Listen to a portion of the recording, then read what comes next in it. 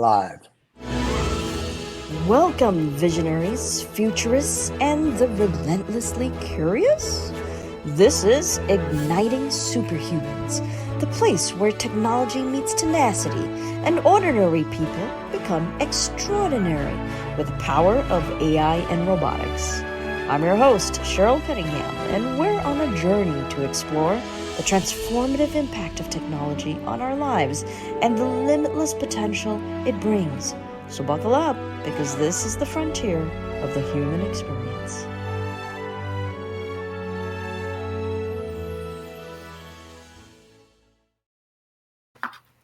Wow. Hello, everybody. Thank you so much for joining me today. So let me do a little introduction. We have Stephen Oldfart and David Oldfart with us today. I am your host, Cheryl Cunningham. So if you don't know, and if you haven't heard about Two Old Farts, it's a really exciting show. They do all kinds of interviews with artists, creators, entrepreneurs, and other hosts as well. It's a podcast, it's a YouTube show, and it's created by two old farts. And of course, you can hear it in the namesake. And we're going to dive in today into our first segment called Genesis. And we're going to learn about where it all began. So, guess, Stephen and David, tell me about how this all began, your podcast, your YouTube show.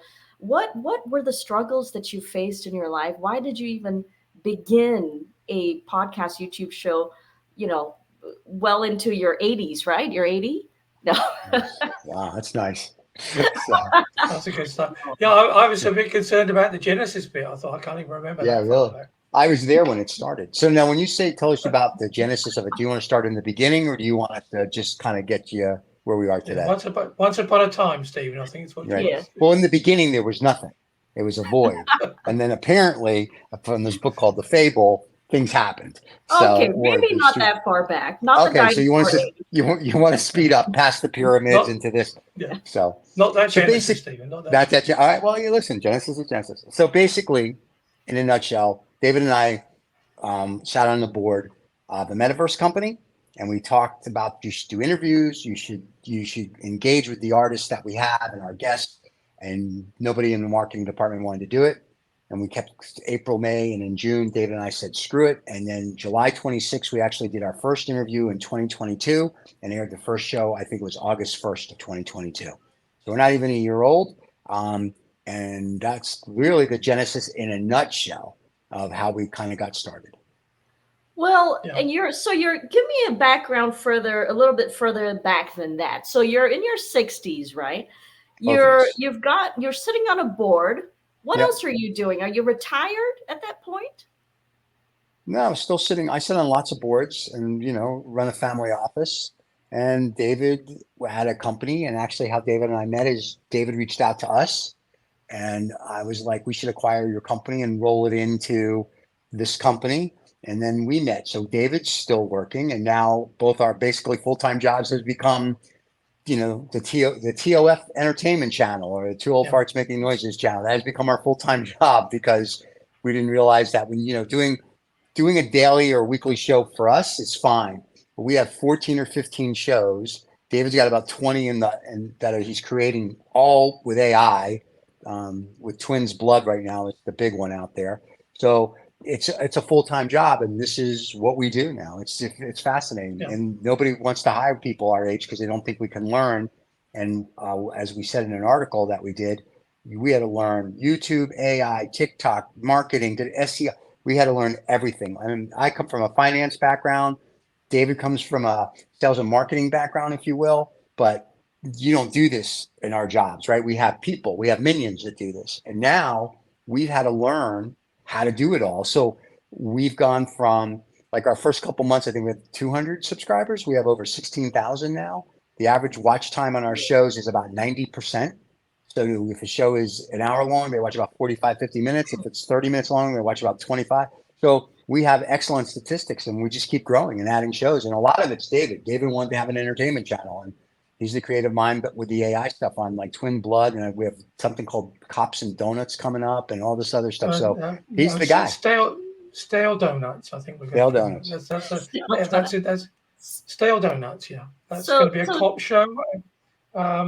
Yeah, the cops are so busy fighting crime, they won't have enough time to eat donuts. Hence the title. Stale So donuts. David, this is really interesting, right? Because you said a couple of things that we really want to touch on today. You said that, well, Steve said that, you know, you were at an age where nobody really wanted to hire you. You had all kinds of capabilities that you had to learn. And in this new era, especially since, you know, the AI, in the new era of AI and robotics, you had to learn how to use AI. And a lot of, you know, people right now, they're kind of fearful of that. So, you know, based on your experience, from what I hear, is that it's been amazing for you. How did you even begin this, you know, journey on your AI transformation? How did you hear about it? Yeah, well, for me, I got made redundant when I was in my early 60s. And then, you know, I still had to apply for jobs, et cetera, and everybody told me I had too much experience. So whatever that means. Basically, it means that you're an old fart and nobody wants to employ you anymore, I think. And the other one of the other continuous criticisms was, yeah, you're too old to learn, you're too set in your ways. You know, if you're in a young team, you won't be able to function, et cetera, et cetera. Wow. Yeah, and like I say, I was doing something, and I approached Steve. We ended up, you know, doing this other project together. And again, you come across the same sort of mentality of, yeah, well, this, but yeah, well, that. And, you know, and I just think, well, if you don't know, learn something and just have a go at it. I mean, why not? So, yeah, that's the thing. And for me, I've been struggling all my life with dyslexia. So AI is an absolute godsend. It enables me to get all those stories out of my head and not worry about all the typos and, you know, make presentations without worrying about all the spelling and all the Right. things that go wrong that have embarrassed me through most of my life, you know, because the fact that I couldn't always communicate properly in words meant that I was always considered to be stupid. And Wow. I'm not saying I'm clever, but I don't feel I'm that stupid. Let's put it that way. Interesting. Wow, that's really, you know, it's one of those things that a lot of kids face nowadays, I think. Not just you Yeah. guys, but, you know, even in school, even though they have a lot of anti-bullying campaigns nowadays, you still, as a child, if you're dyslexic and you can't read, even if they're not making fun of you, you would feel yourself that, you know, you're not so much as equal as other human beings as well. And so, Steve, is that kind of your story as well? I understand, you know, from your background, you've told me that you're dyslexic. Maybe I am too. But apparently, the both of you kind of come from the same background. Have you actually experienced how has your dyslexia actually, you know, How it hurt me? It hasn't really hurt me because yes. I fought through it. But when I wrote my master's thesis, my friend's wife, who was an English teacher, got to review it for me, and she said, "I've never seen a 600-page sentence before." I was like, "Well, you'll make it better," because it's sort of like I had to get it out. And even in the beginning, when we did Two Old Farts, I would write the descriptions for YouTube, and I'd be like, "The show is." Boom, boom. It was terrible. Even David will tell you. You can go back and look at our first 50 shows, and if you read the descriptions, it's embarrassing. Now what I do is I write the same description. I put it into ChatGPT 4. I said, please make me, a YouTube description that people are going to love, and I can tell it to do other things. And it makes me a description that I read it, and I like, oh, I wrote that. Kind of. It's kind of like we wrote an article about you did, our Steve. journey. You did. Yeah, I did. You did. I gave it direction. Yeah. Exactly. It's your creativity which enables that to happen. It's not like it's not like this magic lamp that you rub and it all happens. No, you have to have a little bit of an idea of where you want to go. Yeah. And so that's and for us, it's been great. And the thing with Steve as well, being dyslexic as well, I could see when he's done it wrong. But what am I? Am I gonna be calling say, Steve, you spelled it wrong? And probably while I'm WhatsApping there, I've got my typos as well. So Right. Yeah, no, Right. it's been a godsend for me, for Steve, I think. for both of us. Yeah, because it's just there's no stress now. I have ChatGPT on my phone. I have it on my laptop. I have it on my iPad. I have it everywhere. So when I have to write something now, I write it, and I know it grammatically is probably not correct. And I go, okay, ChatGPT, make it better for me. And it does it. So I get the perfect email, the perfect letter, the perfect intros. When we wrote the article, the perfect article. So it makes everything much easier. And what we're finding is that the subscribers, the fans of the different shows that we have on our channel, are more engaged because now they're reading something that's coherent. Because I go back and look at like our first, like, I know David's laughing, he's read my stuff, the first like 7,500 shows where I didn't use it, and it's sort of like I don't even know what it says. So I can see why people weren't really watching, and then all of a sudden, we had an explosion with it. So we've gone from, like I said, from 500 or 600 to 16,000 plus subscribers and growing every day. So now when we post things on social media, whether it's Instagram or TikTok or wherever, or Twitter, still use it. And people are more engaged with it. Sometimes chat's a little long-winded, so we ask it to cut itself down. And sometimes I like what it wrote. I'm like, I don't care. If people don't want to read it, don't read it. I like it. So, I think we're more for the sophisticated crowd. So we want them to read. You So are now. Now you we are. Now we are, yes. Before we were you for were the third graders. Yeah. We were the 3-year-olds I were mean, great. They loved us. Yeah, I mean, the nice thing about the word sophistication is I would never be able to spell it. But there you go. That's right. So now you can. yeah. Now we That's can. No, amazing. oh ChatGPT. yeah. So because of your kind of journey with ChatGPT, what other AI tools have you explored? Have you explored other tools? That's a you, David. David's the Yeah, AI well, guru well, for us. the thing, well, not really. I mean, it's it's a nice little toolbox, isn't it? It's got stuff in there. Like I said, and I've had all these stories floating around in my head, and I've not been able to get them out. And I'm not saying they're any good. I'm just saying they're in my head. And the great thing about working with Steve is that he's completely open to to anything. Why not? Why not? Right. Let's just do it. And of course, that's, I think, for both of us. I was reflected upon this last night. I think for both of us, we've kind of released each other in many respects.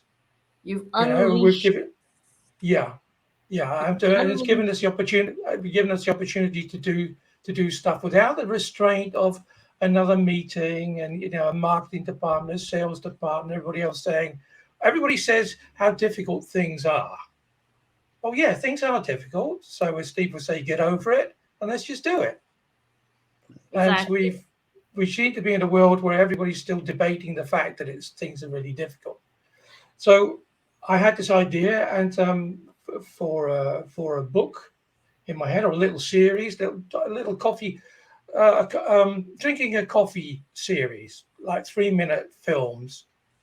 The first one is a vampire story. Because it's always good. And so tell me about the vampire story. Well, it's called Twins Blood. It's about a family of vampires. So the first two is about two sisters, and then the one I'm just finishing up today is about two brothers, and then there's a conclusion to their very short lives as such. So how are you? Is this you said it's a video series? Yeah, it's all AI because I've because I'm a visual thinker. The great thing about it is that I best way to explain it, I think, is it's more of a sort of Cinderella project. And what I mean by that is that I've seen all these little video clips, which are available all in the public domain. Everybody puts out there all these wonderful people making wonderful film clips. And when I see a series of them together, in my mind, I have a storyline. And then I've been able to use a particular piece of software, which I'm not going to mention because they don't sponsor us yet. but they will. And I've been able to then, with the help of ChatGPT, to write little bridges. Amazing. So these texts gets loaded, and these videos get played with the text already in it, and the text gets spoken. It's a bit robotic, but there are early doors, I think. And as ever, we our challenge to ourselves, Stephen and I, is to bootstrap everything, because there's so much stuff out there. But the interesting thing that he hasn't mentioned yet is that ChatGPT also lets us now. So this show right now is in English, but when the English 6 series, it's a limited 6 series coming out, and we'll put the link below. But the interesting part about that is we can now do it in Hindi, Korean, Japanese, Spanish, Portuguese, Klingon if we choose to, maybe we will. So on our channel over the next couple of weeks or months, you will see, when you go to the playlist, you'll see Twins Blood, the English version, you'll see the Hindi version, you'll see the Mandarin. You can see it in your own language. It'll also, the software he uses for AI will also give the subtitles in that language. So will YouTube. So we can actually now have a much larger global audience for the mini series. The Coffee and Donut one, that's probably more for North America, but the Twins Blood we think will be a global once we get it out. So this is amazing. You guys have really, used AI to unleash not just your potential in the US, but now you're going global. Yes. This is unbelievable. Well, you have to think global, Cheryl. Yeah. And so if you are interested in watching David's video, Twins Blood, right? That's what it's called? Yes. Go ahead and click on the link provided. We're going to provide it right in the description, and you're going to get to watch it in all kinds of different languages. So tell me something. What is, when you first began your podcast to the kind of interest that you're getting in your shows now, is there a huge difference? Do you see, maybe a viewing time difference, or that your, viewership or subscribership is really a lot more? And you said you had higher viewership or subscribership, but do you find that they're more engaged now? They're commenting more, they're liking more? What differences have you seen? A little bit. It depends on the show. Like we're not like some shows that get 5,000 comments and likes, but we do have shows where people will give us like, oh, I really liked it. I really enjoyed it. I thought it was fascinating. So not every show, but yeah, we're getting more of that. But I think people are finding us, and I'm going to, once again, shout out to the ChatGPT, because I have to ask it for SEOs. Because, for me, an SEO would be like Dave and Steve, too old for, all right, I'm done. I got my, my score out of 50 would be like -5. And I'd be like, that's good, right? So now, and Dave knows, because I said this, like our highest, we range now when our SEO scores for YouTube anywhere from 41 to like 48. So we haven't hit the 50, and I'm trying. So now that's also, I think, helping people engage with us. The hashtags, the tags, I come up with some, I go, give me more, and it gives me. So I think all of that helps. So for us, this has been a great tool to move the channel and the different shows, because it's not just our show, right? Like you're a brand new show called Igniting Superhumans on the TOF network, which is nothing more than two old farts making noises. We've got 15 other shows. So, TOF Classics is where we interview people. And then we have shows where we're not even on. If you look at like Social Intercoursing and Canadian Art, we're not on any of that, right? We're just directors and producers in the background using the AI to make it the best quality show we can do. So that's kind of how it's helped us in that respect. It's, we can write a better biography about the artist, or a better this or a better that. So it made us look like geniuses, actually. And like I said, we're still bootstrapping it, so we have a $0 zero advertising dollar. Right. So we're just hoping that people are $0 with 16,000 subscribers. That's quite a feat. So what are your plans? What are your future plans for Two Old Farts? Would you like to share? with us? Universal domination. I think we're going to open up a branch in Pluto. That seems to be our big discussion. And the lizard people, who are my friends, I guess we're going to go with them and do a show. No, David's the whole thing wants. He wants an entertainment channel. We're making it an entertainment channel. You know, if you look at most YouTube channels, see, they don't have it. That was quite by accident, because what happened was that we did some early shows which were terrible. You know, we did them all on Zoom, and you know, and we were just finding out. Well, I didn't even know how to use Zoom. You know, so we just did it. And then people said, "Well, actually, you two guys are okay. Can we come back and talk to you again?" So yeah, mostly because we're artists in the beginning. Right. And so then they come back again. Then we just said, "Well," I said to Steve, "Well, they might just have their own show then." So we said, "Would you like your own show?" And people said, "Oh, can we have our own show? What's it going to cost?" So nothing, because the whole premise of this is to give a platform to people who normally wouldn't have a platform. You know, the people like us who have been discarded for whatever reason. And then just think, okay, well, come on, you know, have your channel, why not? So I said to Stephen, you know what's happening? Kind of like, you know, just by complete accident, Right. we are building a entertainment channel. So all I can say is, Rupert Murdoch, eat your heart out, because here I come. Yeah. Netflix, Amazon, all of that. We're just waiting for Netflix or Amazon to just say they want to just buy us and have us produce content for them, because the writers strike, and we're not SAG, so we can do that. And then our actors are all AI, so they're, you know, as Michael Eisner said at Disney when they did Lion King, I don't have to pay residuals to a cartoon. We don't have to pay residuals to AI. We're all good. That's right. So that's right. Yeah. And it goes right with your tagline too, right? Real low expectations. That's your tagline. Expectations are really low. Really, so. Yeah, but I think that's a reference more to each other than anything else. Yeah, that's right. Right. We're just happy we get out of bed in the morning. That's it, pretty much. So. So with what you're doing, this world domination, and that's really exciting. Yeah, please before lunchtime. Before lunch, yeah, we got things. Yeah, after lunch, we have to take a nap. I mean, you know, it's just the way it goes. And you would only have spent another 50 cents to get there, so that's amazing. There you go. So what are this? You know, what are your plans to kind of integrate AI? Are there any other tools out there nowadays that you think could actually help you get there? Have you discovered any really exciting ones? There's a bunch, but what ends up happening is we have to pick and choose wisely, because what we're finding is that we have to become proficient in the first tool before we go to the second, the third, because if we just get we've seen 50 things we want. So right now, David's making his AI movie.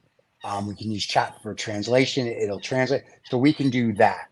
There's other AI tools we want to use, but once we're proficient in A, we can get proficient in B. Same with me. Like I'm proficient now with ChatGPT-4, which sounds really silly, but if you don't ask it the right question, it doesn't give you what you want. So you have to learn how to speak to ChatGPT-4 or 3.5.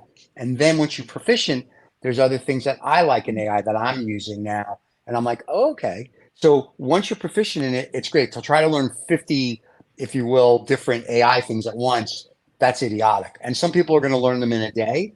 And in our case, because we have time, we want to make sure we use it properly and to the full extent of it. And then we go to the next one, it'll just enhance whatever the next thing is we do with AI on the show. So what are some of the AI you're talking about that you might want to use in the future? I've seen some stuff where I'd like to be able to visualize the characters completely and not to worry too much about now these are everybody else's images, which I said to you before. It's I'm a bit like Cinderella. I'm trying to squeeze them into my own little glass shoe and put a story around it. But if I can just keep running storylines, there is AI, which you have to pay. I could probably buy a car for the amount of money I'd have to spend on it. But it's possible then to have to build your own characters, your own faces. Wow. At this stage, it's a bit like looking at me with a static background, but that's the next step, I think. And then after that, it'll be the AI character totally immersed in a moving screen behind. So objects will be moving behind. Oh, wow. A lot of computer power for that. Yeah, and a lot of money to pay to do it. And at the moment, they've got all these whiz kids that are doing it and spending, making fabulous stuff. And I'm just saying, well, give me the kit because I want to go with it. So yeah, Wow, that's really amazing. Uh-huh. Go ahead, And there's Steve. language AI too that we can use. So instead of having to yeah, do ChatGPT 4 and do X language from English, if you will, and then give it to David in a script that he has to download, there's AI out there that will actually just say, oh, what do you want to make your AI into? What languages do you exactly. want your movie to be? We flip a switch, it does Yeah, it all. So instead of taking a day to do all six in a different language, it'll take about 15 minutes, and then it'll be like, all right, this limited series now is done in every language we want. So yeah. so things that'll speed up the process. But right now, like I said, we're getting there, and we want to make sure that we like what we have and the product we have, and our fans like it, or subscribers like it.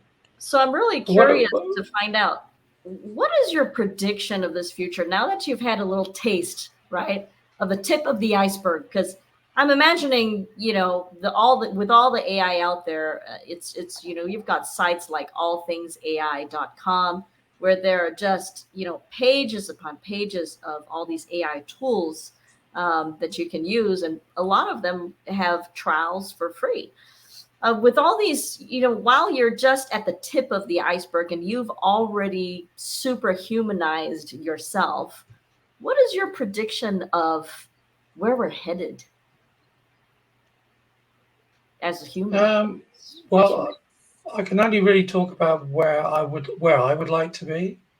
I'd love to be able to produce something in my mother tongue, which is English, even though it doesn't sound very English. But English is a mother tongue. And then, as Steve said, the moment that you do that, you produce the work, and it's immediately translated. And it's not for my benefit and for my glory. It's the fact that we will be able to produce any form of entertainment from any creative person, available to in any language on the planet for anybody to look at it. And the only restriction I think there will be a hardware restriction.